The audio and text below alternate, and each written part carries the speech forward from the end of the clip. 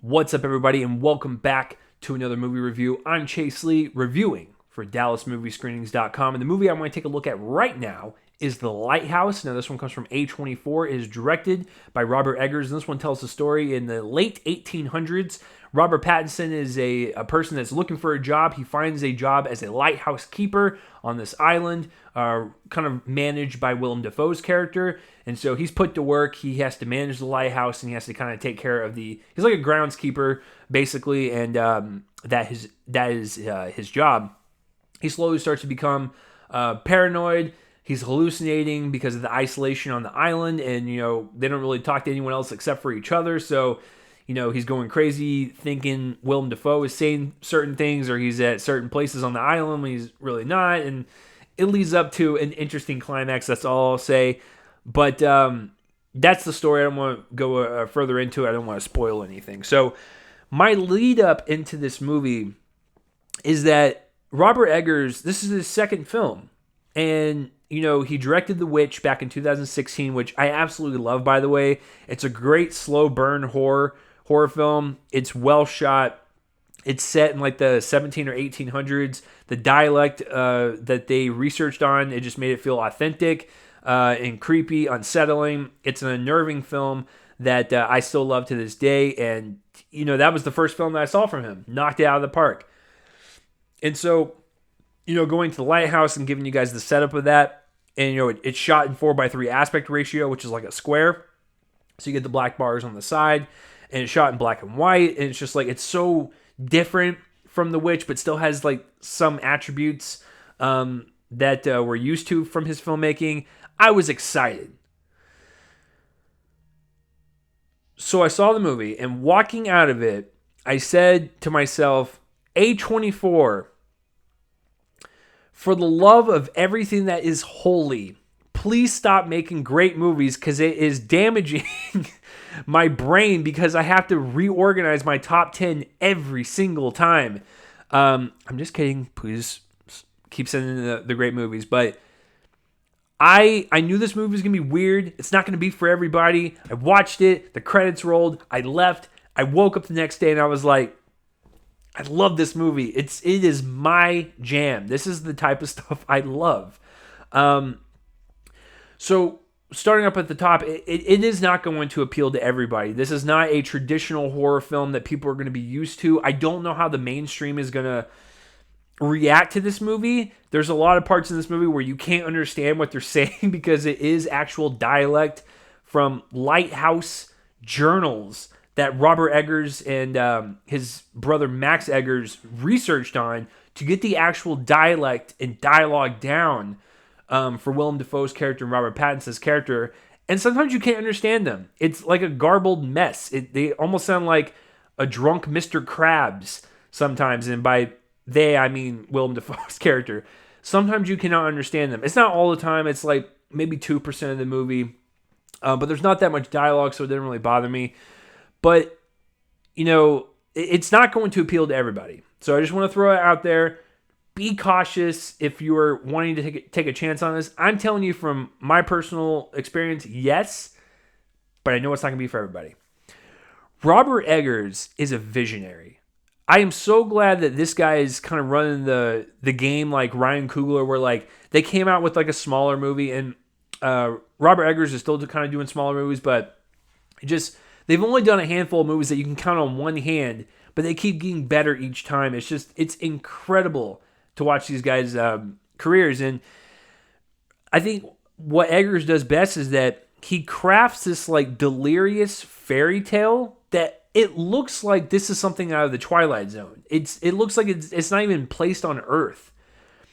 But the fact that they set it in the late 1800s and they did the research with the dialect and the dialogue itself, it adds this really kind of nice grounded sense to it. It's a reality that we can see people in that time frame. But he plays it out like a fairy tale because of some of the hallucinations that Robert Pattinson kind of dreams up, and like the mysterious lighthouse and the light that's up there.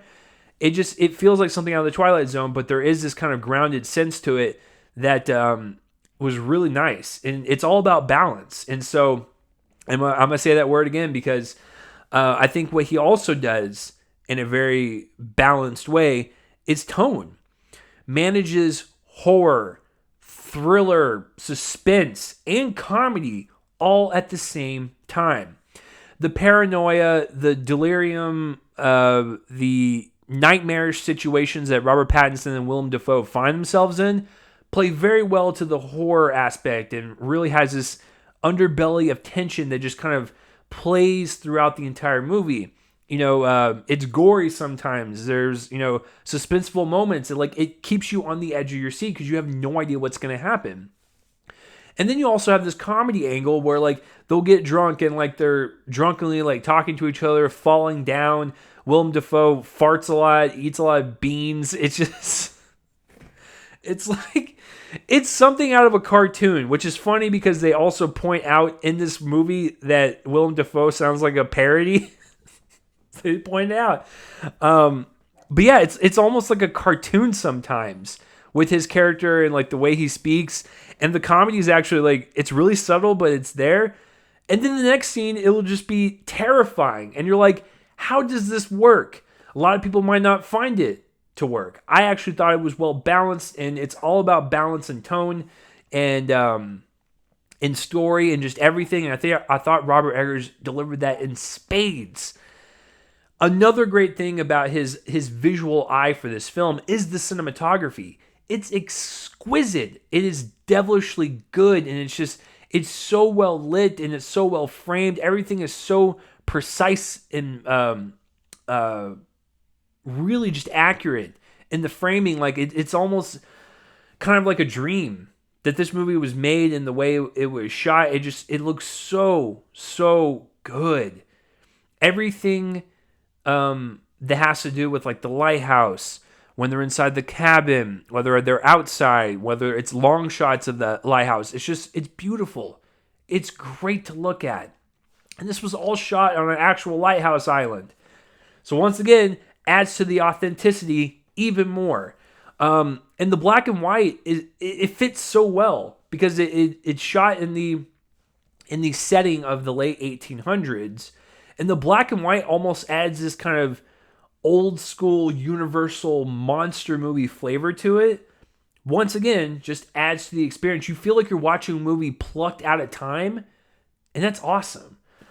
But yeah, the black and white works, and the lighting is so well done in this movie because I know a lot of people think that when you shoot a movie, you just put it into an editing system and you can saturate or desaturate colors and turn it black and white or jack up the colors and have a Michael Bay movie and just call it a day, which some people do that. But for black and white movies, you have to light them appropriately for black and white. And so that's really hard to do. And when you're dealing with a lighthouse, daylight, candlelight, you have to light the scenes in a way where the light is hitting the people's faces in a really realistic way and nothing else. But we have to see what's going on and everything. It's a headache. I've experienced it before. It's not fun. So they lit this thing in black and white, and it's really well thought out. And I really commend them on that. So the cinematography is probably one of my favorite of the year. Definitely a top 5 of the year for me. So it's great because it applies to the paranoia and just the delirious activities that these guys are going through. Into the cinematography complements that because it closes in on the characters and it makes it more like a claustrophobic experience.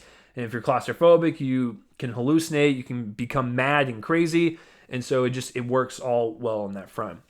Speaking of that, the score is also amazing.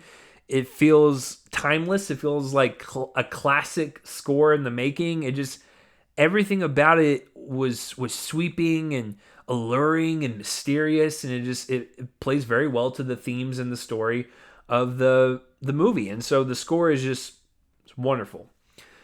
Robert Pattinson and Willem Dafoe are great in this movie. Robert Pattinson is, at the beginning, he's very normal and he starts to kind of devolve into this maniac that he becomes. I thought the accent that he was portraying was really well done. Like he felt like a real fisherman, a real lighthouse keeper in that time frame. And I thought he looked the part. He delivered on all the times when he was losing it, so to speak. I thought he was wonderful. Willem Dafoe, and I mean this in the best way possible. I made the Mr. Krabs comparison earlier. He is like a cartoon in this movie. He is like a Mr. Krabs. I'm okay with calling him that because it works. He plays like this really kind of old and grisly sea captain, and he has this accent to him that at first is kind of funny, but as the movie kind of plays out, you're like, I'm starting to get into this, and like it works for his character. And there's a couple of times where he delivers monologues in that accent that actually it works really well because it's kind of terrifying, and like you are so tuned into what he's saying, and it just, I don't know, it just made it more convincing that these were people at sea and keeping taking care of a lighthouse and like fishing and all that stuff. I don't know, it just adds to the experience. Yeah, and then at the I will say the very end of it is interesting because once it ends, you're like, okay, I kind of like what Eggers is getting at in terms of like what type of horror he's kind of playing out. And when you read some of the theories online, or like what I think Eggers even said in like a Q&A session, interesting tie-ins to maybe some other possible movies that he has made. So yeah, I just thought it ended in a way where like it just leaves you kind of like, oh my god, and then the credits roll and you're like, that was an experience. So this movie's not going to be for everybody. Want to clarify that. But if you like movies that kind of go against the norm, movies that are in black and white, 4x3, kind of go crazy and out there, I think you'll really like this one. It's a mysterious movie. It's alluring. It draws you in with this sense of, like I said, mystery, and having these characters not knowing what's like up in the lighthouse and what's causing them to like maybe go crazy, or like maybe it has to deal with like seagulls or like the sea or the water itself. It's just I like the fact this movie doesn't answer anything. You can kind of like put the puzzle pieces together, and that makes it a worthwhile ride. And then when the movie ends, you're like, I kind of dug it. So I'm going to give The Lighthouse an A. I liked it quite a bit. So top 10, I'm thinking so. I just don't know where yet. So that will do it for this review, guys. Thank you for tuning in for the review of The Lighthouse. Let me know down below what you thought about the movie. And I am Chase Lee, and tune in next time for whatever I review next. I will see you guys later.